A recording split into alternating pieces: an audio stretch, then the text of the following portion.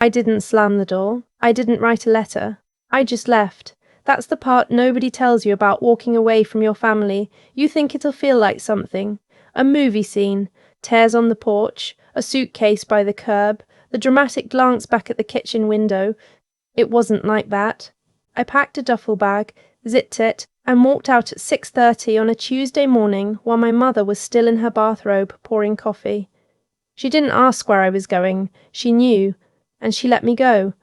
My name doesn't matter for the first part of this story. What matters is that I was 18 years old, I had a 4.1 GPA from Glenview North High School in Illinois, and I had been accepted to the University of Michigan with a partial scholarship that covered about a third of the tuition.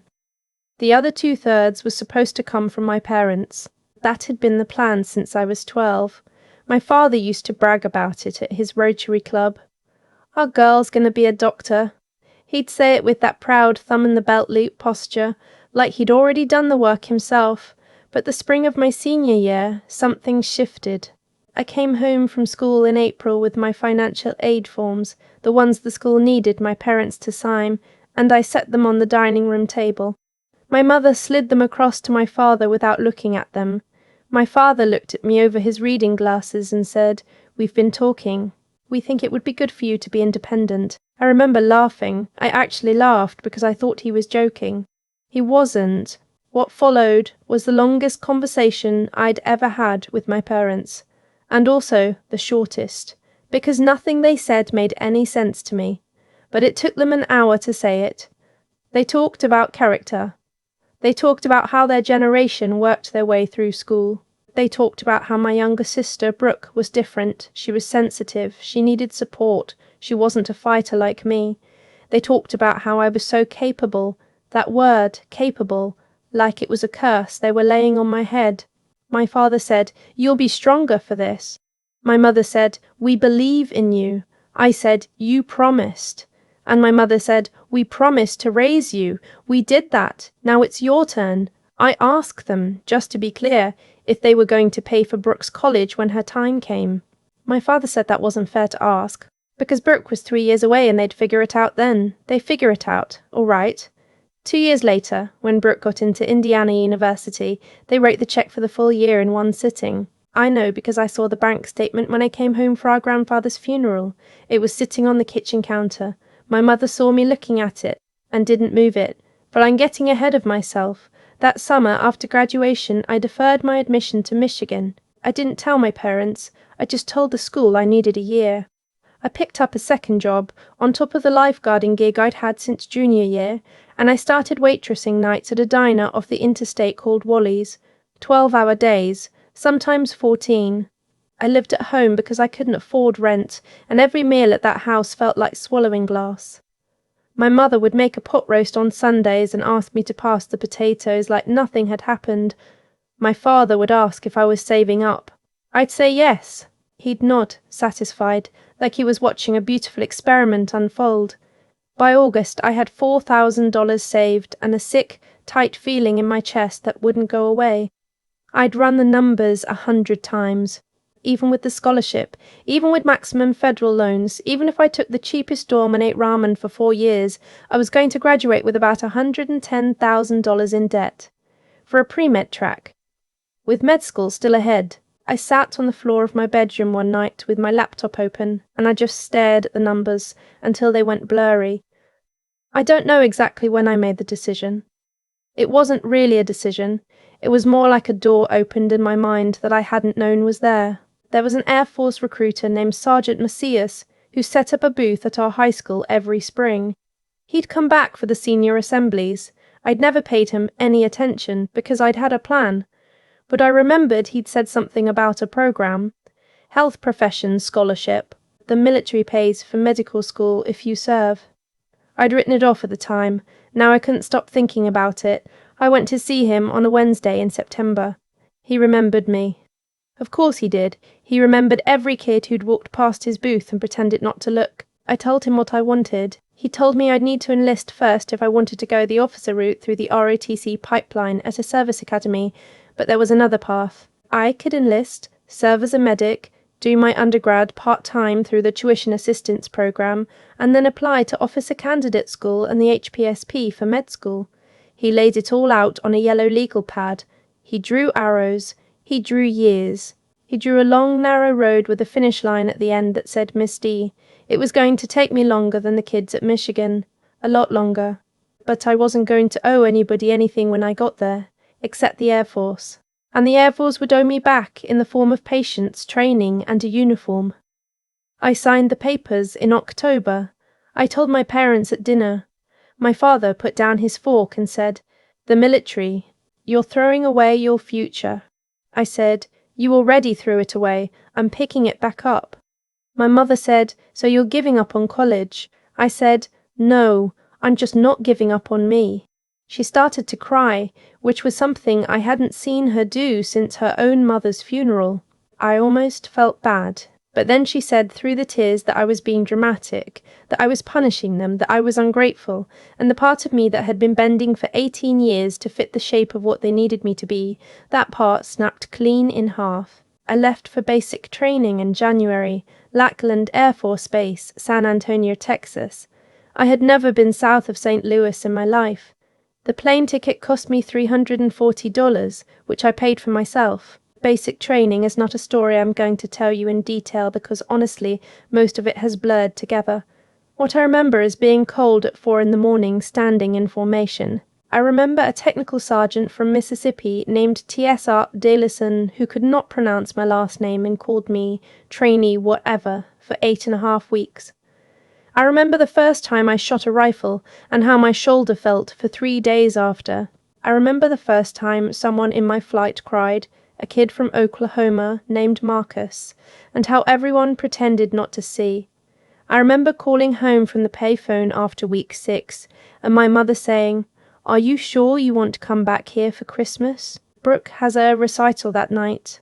I didn't go home for Christmas. I went to a diner in San Antonio with 2 girls from my flight, and we ordered enchiladas and pie, and I laughed so hard I cried. That was the first night I understood that I had a new family now, and they didn't know my old one, and they didn't care.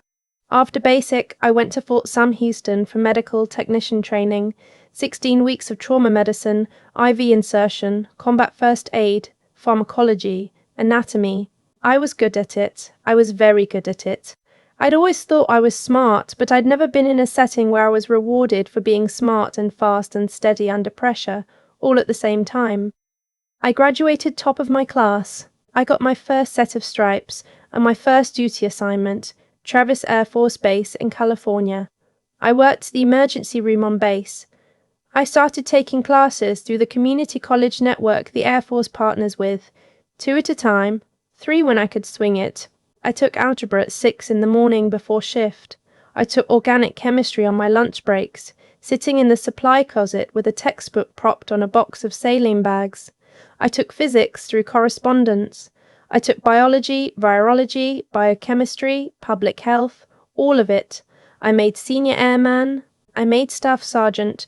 I deployed to Germany for a year and worked at the trauma stabilization unit at Ramstein, where the wounded came in from downrange and we kept them alive until we could fly them home.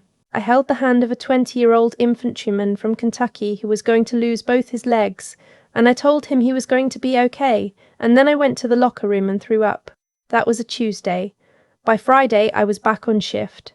I applied to officer candidate school in my 4th year. I got accepted on my 2nd try. 12 more weeks of training, this time as a leader, and I came out a 2nd lieutenant.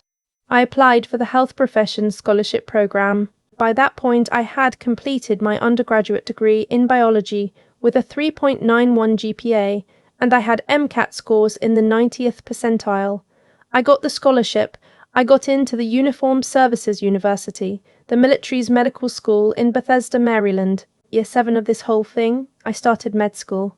I'm telling you all this fast because the details aren't really the point. The point is that I did it. I did it without a single dollar from my parents, without a single phone call asking how I was, without a single phone call asking how I was, without a single visit. They knew where I was. I sent my mother a Christmas card every year with my new address. I never got one back, not one. 8 Christmases. Not one card. Brooke graduated from Indiana with a degree in communications and moved back home and worked at a marketing firm in Chicago.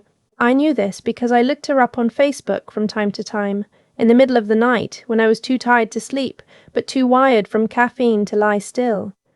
I never sent her a friend request. I just watched. She got engaged when I was in my 3rd year of med school. The pictures showed a man with a tight jaw and a navy uniform in his profile photo. Captain something. I didn't pay much attention.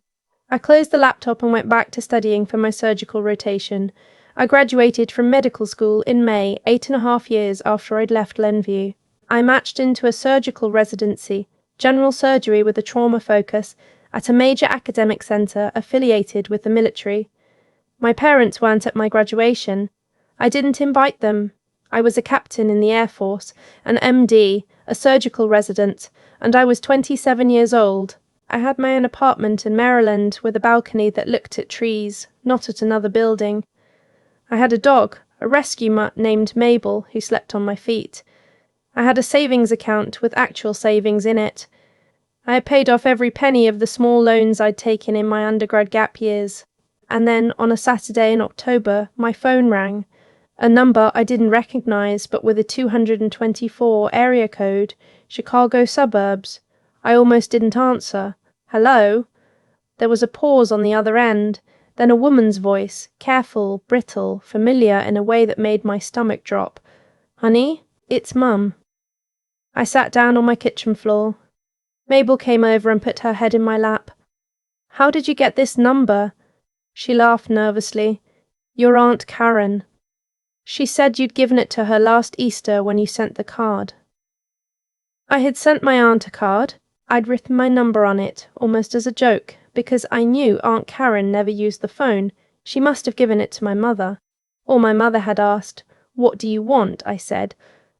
I am not proud of the flat way I said it, but I had spent 8.5 years building a life that didn't have her in it, and now her voice was inside my apartment, and I was angry in a way I didn't know I still was.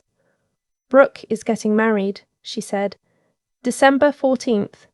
At the Drake Hotel in Chicago.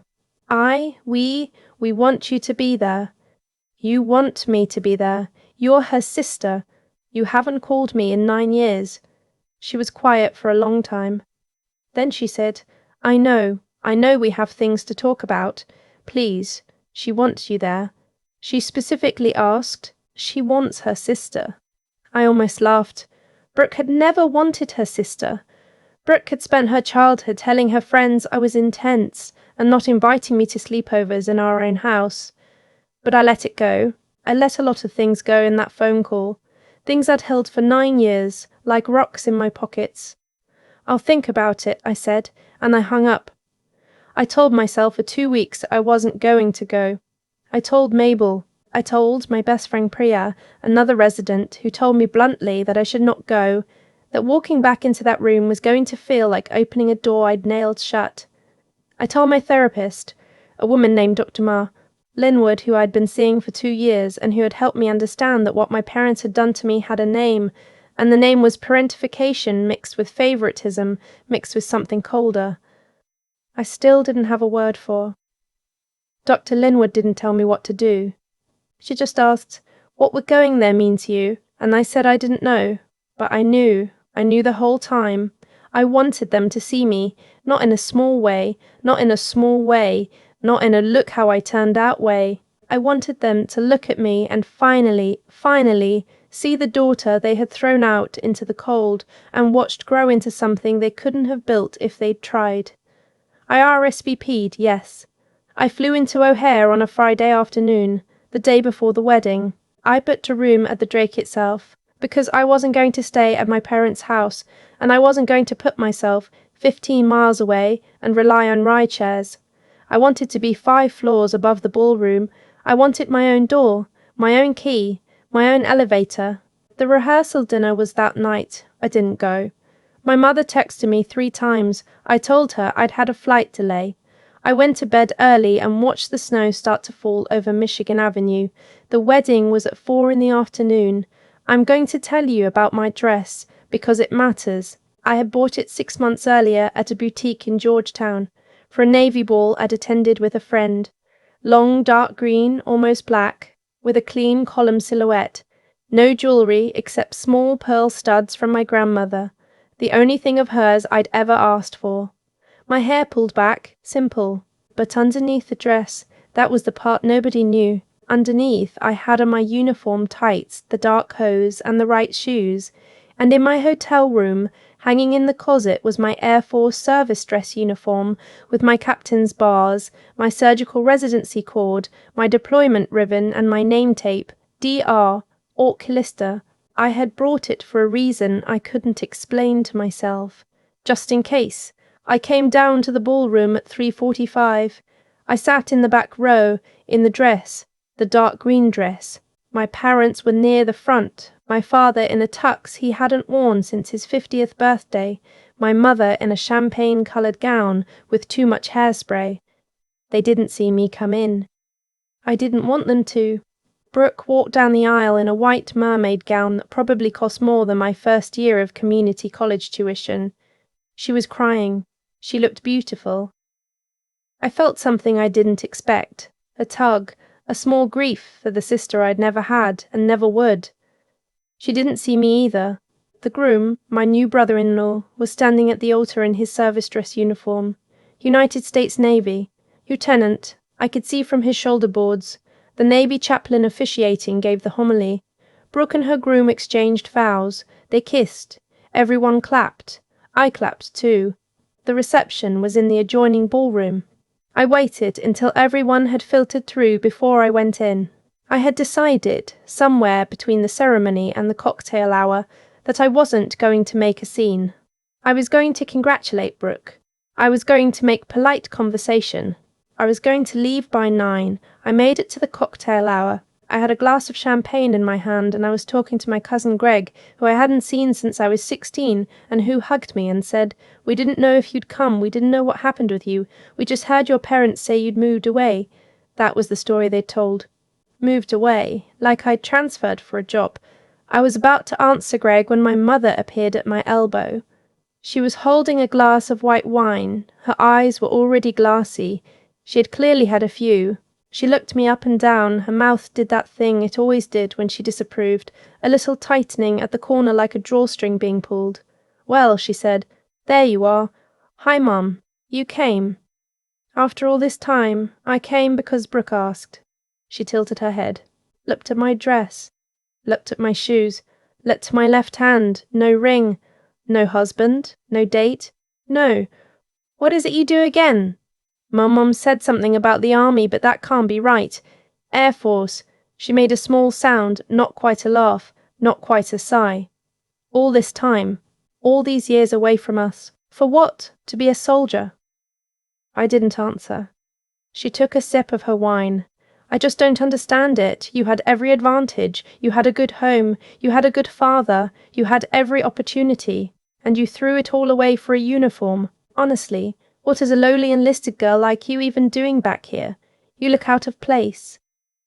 I want to tell you that I had a clever response. I want to tell you that I delivered some perfect, devastating line, the kind you rehearse in the shower for 9 years. I didn't. I just stood there with the champagne glass in my hand, looking at my mother, and I felt something break that I hadn't known was still whole. But before I could say anything, the groom appeared. He had come over to greet us, I think, to meet his new mother-in-law's other daughter for the first time. He was smiling, hand outstretched, that easy Navy officer warmth they teach you in OCS. He'd taken 3 steps in our direction when he stopped. He stopped because he was looking at me. He was looking at my face. He was looking at me the way you look at someone you're trying to place, and then the way you look at someone you've just placed. The colour went out of him. I watched it happen. From his hairline down, like water draining out of a glass, he came to attention. Not consciously, I don't think. It was muscle memory. His heels clicked, his shoulders squared, his chin came up. "Captain Hollister," he said. "Mum, I didn't know." The ballroom didn't go silent, not really, but a pocket of silence opened around us, the way it does when something unexpected happens in a crowd. My cousin Greg looked confused. My mother looked confused. The groom's parents, who had been hovering nearby, looked confused. I looked at my new brother-in-law and recognised him at the same moment he recognised me. Lieutenant Ellis Whitmore. He had rotated through my trauma service 2 summers earlier on a 6-month inter-service assignment as part of his Navy training.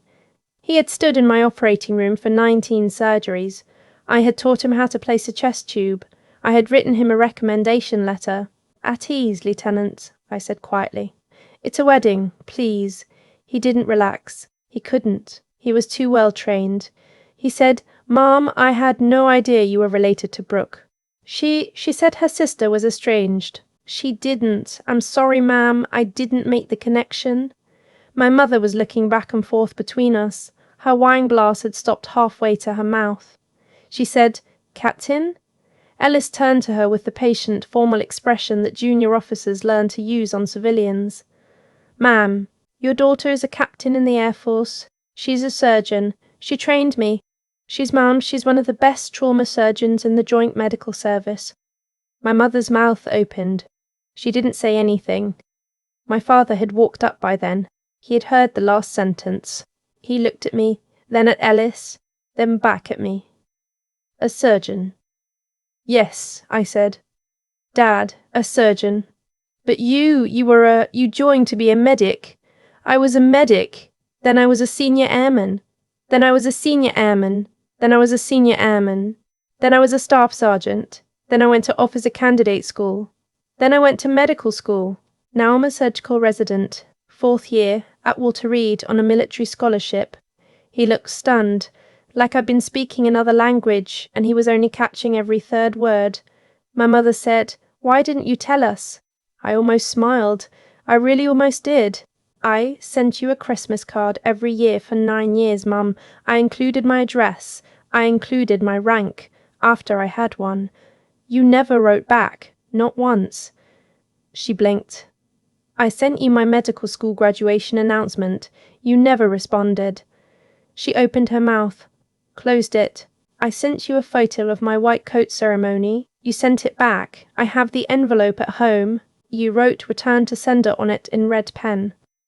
Ellis, who had been standing there, who was witnessing all of this, who was a young Navy officer at his own wedding reception, about to discover that his new in-laws had disowned his commanding officer's training partner, took a very small step backward. He looked, more than anything, like he wanted to disappear into the floor. I should let you all talk," he said. "Ma'am, it's an honour to see you. I'll find Brooke." "Lieutenant," I said. He stopped. "Congratulations on your marriage. I mean that. She's a lucky woman." He nodded. He didn't say, "You too." There was no "too." He walked away. My mother and father and I stood in the small pocket of silence at the edge of the cocktail hour, and for the first time in my entire adult life, I watched them not know what to say. My mother tried first. We didn't know. We thought you were just a soldier. We thought, your father and I thought you were doing the bare minimum, that you dropped your dreams." "I know what you thought." "If we'd known you would have what?" "If we'd known you would have what?" She didn't answer. "You would have what, Mum? Called me? Visited me? Sent a card?" My father said, "We were trying to teach you something." I turned to him. "What were you trying to teach me exactly?" "Because I learned a lot of things, but I don't think any of them were what you intended. That you could stand on your own." I could already stand on my own. "You just didn't want to pay for college." He flinched. "You wrote a check for Brooke," I said. "I saw it. I saw it the day of Grandpa's funeral. $26,000 in one sitting for her freshman year. I worked at a diner for a year to save $4,000. My mother started to cry. The same crying as that night at the dinner table when I was 18. The same wet, theatrical, look what you're doing to me crying. I didn't have anything left in me to give to that crying. I set my champagne glass down on the nearby table. I leaned forward and I kissed my mother on the cheek. Her skin was cold and damp. I said very softly into her ear, "You loved me when I needed nothing. That isn't love. That's accounting." I turned and walked across the ballroom. I found Brooke near the cake table, surrounded by bridesmaids. I waited until she saw me. She looked frightened, the way she'd looked when we were little and I would walk into her room. I touched her arm. I told her she looked beautiful. I told her Ellis was a good man. I told her I hoped she would be happy, and I meant every word, because I had not come there to ruin her wedding, and I had not. I left the Drake before 9, just like I'd planned. I walked out into the snow on Michigan Avenue in my dark green dress, with my coat over my shoulders. The wind off the lake cut right through me. I didn't mind. I walked 4 blocks before I caught a cab back to the airport hotel where I'd parked my rental car. I flew back to Baltimore the next morning. Mabel was waiting at the boarding kennel with her tail beating against the wall. That was 3 years ago. My parents have called me 11 times since then. My mother has written me 4 letters. She has apologized in 3 of them. In the 4th, she asked if I would consider speaking at her Rotary Auxiliary about my military career. I have not responded to any of them. I am not bitter. That's the strange part. I thought I would be bitter, but I'm not. I'm a 30-year-old surgeon, almost a fellow now, in trauma, at a hospital that trusts me to keep people alive on their worst day. I have a husband, a quiet man named David, who I met during my 3rd year of residency. He proposed to me on a hike in the Shenandoah, and he has met my parents exactly once, briefly, by accident, at a conference. I have a daughter on the way. We're naming her after my grandmother, the one whose pearl earrings I wore to that wedding. I forgave my parents a long time ago. I want to say that clearly, because I think the world tells women in my position that forgiveness means reconciliation, and it doesn't. I forgave them because I didn't want to carry the rage anymore. Carrying it was making me tired. But forgiving someone isn't the same as letting them back into your life. You can forgive a person and still close the door. You can forgive a person and still choose, every single day, to walk away from the version of yourself who needed their approval to feel real. My daughter will know my parents exist. She will know their names. She will not know their love, because they did not save any for her either, and that is a sentence I have made my peace with. If you were out there, 18 years old, sitting on the floor of a bedroom with a laptop full of numbers and a sick feeling in your chest, listen to me. The people who are supposed to love you sometimes don't. That isn't your fault. That isn't your failure. That is information. Take the information, build a life out of it. You will surprise yourself. You will surprise yourself. And one day, maybe, somebody in a uniform will salute you in a ballroom, and your mother will finally see you. But by then, you won't need her to. I think about that ballroom sometimes, more than I'd like to admit. Not the moment Ellis came to attention. Not the moment my mother's wine glass froze halfway to her mouth. I think about the 18-year-old girl sitting on her bedroom floor with a laptop full of numbers, and I want to reach back through time and tell her something. Not that it'll be okay. Not that she'll show them. Just that the math she was doing on that floor, the desperate, sick math of a kid trying to figure out how to become a doctor without parents, that math was the first real act of love she'd ever performed for herself. And nobody was going to clap for her. She'd have to learn to clap for herself. That's the thing I didn't understand for a long time. I kept waiting, through basic, through Ramstein, through every 12-hour shift in the trauma bay, for somebody to call my parents and tell them what I was doing. I kept imagining the moment they'd find out and feel ashamed. But shame doesn't visit the people who hurt you on a schedule you set.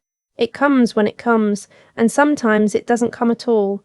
The only person whose opinion I could control was mine. So I spent 9 years quietly building a woman my 18-year-old self would have admired, and I stopped checking the mailbox for cards that weren't coming.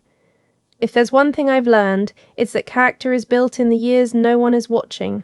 My parents thought they were teaching me independence by withholding money. They weren't. They were teaching me that the people closest to you can be the most dangerous to your dreams, and that the right response is not to break against them, but to grow past them. You can't reason a person into loving you. You can't earn a love that was supposed to be free. You can only decide what kind of human being you want to be when the love runs out, and then, slowly, you become her. Brooke and I haven't spoken since the wedding. I don't hate her. I don't think Ellis married a monster. I just think she grew up in a house where she never had to ask whether she deserved things. and I grew up in the same house knowing I always would. That's not her fault, but it's not a bridge I can build alone. What I want for my daughter, the one who'll arrive in March, is something simpler than success.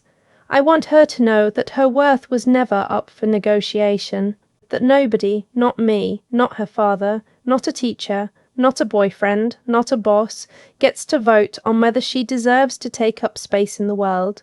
I want her to know that working hard is a gift she gives herself, not a tax she pays to earn affection. And I want her to know that walking away from people who hurt you is not a failure of love. It's the highest form of it, the kind you finally learn to give yourself.